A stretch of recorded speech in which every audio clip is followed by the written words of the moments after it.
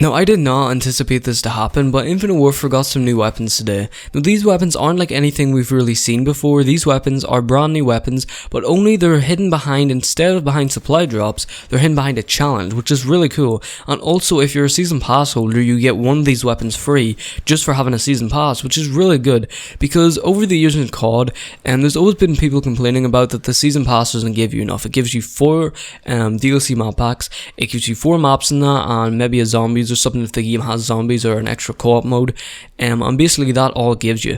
But if you have the season pass now, you're getting little extra things. And back in Black Ops 3, they also give you a weapon bribe, and melee weapon bribe was it, or no, that later on down the line. But it give you a melee and weapon bribe, and 10 rare supply drops, which is a very, very good thing to add in more variety and add in more use for a season pass in these games. No, I haven't actually tried any of these weapons out yet. I'm actually recording this video a little bit different than I normally would. I'm actually recording it before I go play my first match with one of these weapons. I'm only going to use the weapon that I get through free through the season pass, because of course I have the season pass.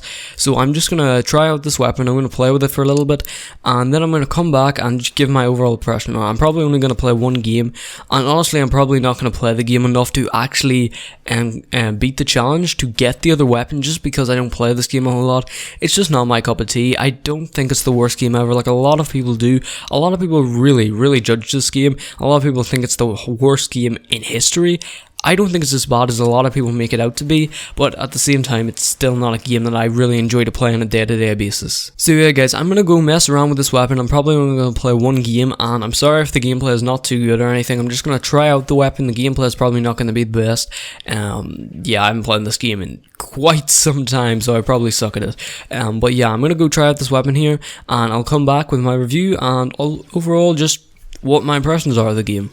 Okay guys, I'm back, and I have now played around with the new weapon, and honestly, I had a lot more fun than I expected to, and honestly, it's a very, very fun weapon to use, and I really feel like I want to go back and play this game a little bit more now, because I feel as though this game is fun. Honestly, I had fun playing this game. I'm not just saying this just to say it, or not saying it just because I like COD, because I do like COD, but I like this game, and honestly I like certain aspects of this game. I'm not saying it's my favorite COD, I'm not saying I'm gonna play it a load. I'm just saying, after playing it and after going back and using this weapon, I had a lot of fun, a lot more fun than I expected to have, and I'm really happy that I did go to check out this weapon, because initially I was just gonna ignore it. Anytime I hear some news about Infinite Warfare, anytime I hear something about Infinite Warfare, I generally just ignore it, as a lot of other people do. Just because people didn't like the game initially means that they don't want to go back and play it, which I guess is a good reason not to go back and basically play it. If you don't like a game, there's not really much of a point in going back and playing it if you don't like it initially.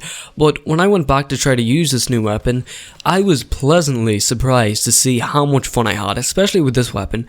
Now, after one game with this weapon, I think it's very well balanced. I think they did a good job of balancing it, especially considering you can go for a challenge for it, so it's available to anyone. You just have to get the challenge done, and anyone with a season pass as well.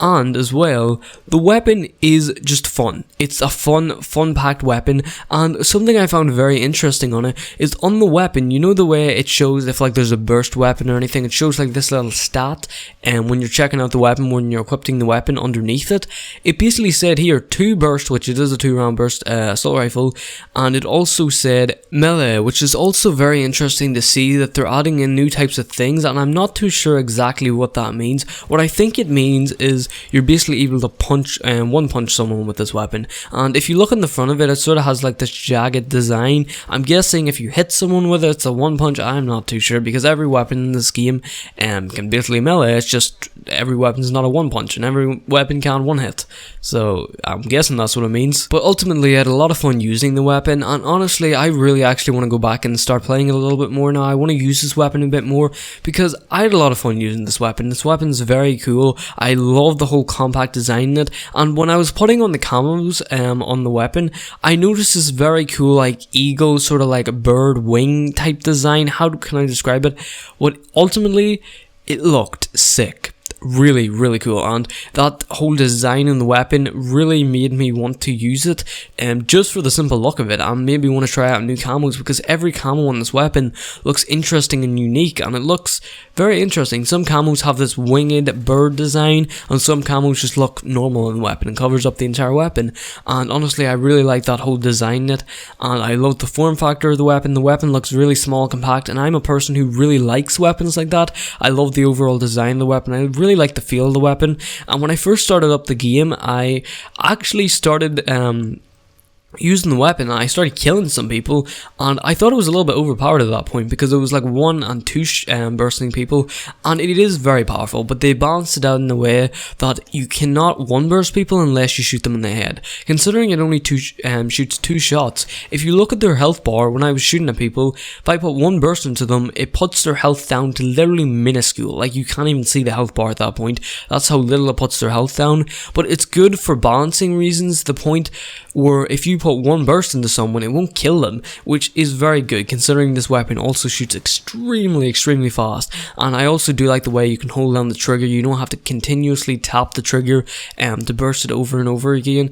It overall just makes for a very interesting use of the weapon. Now quickly here, I actually forgot one thing, and I didn't really notice, but if you hold down Y on the weapon, you can actually use it as a melee weapon, and that's what the whole melee thing was about, which is very interesting. And I found this out by watching Prestigious Keys video, and honestly, it just adds a whole new level to the weapon, and I actually just found it so much more interesting after that. But anyway guys, hopefully you guys enjoyed the video, and if you did, don't forget to smack that like button down below, and subscribe to some more Call of Duty content. And yeah, I'll see you guys in the next video. Peace out.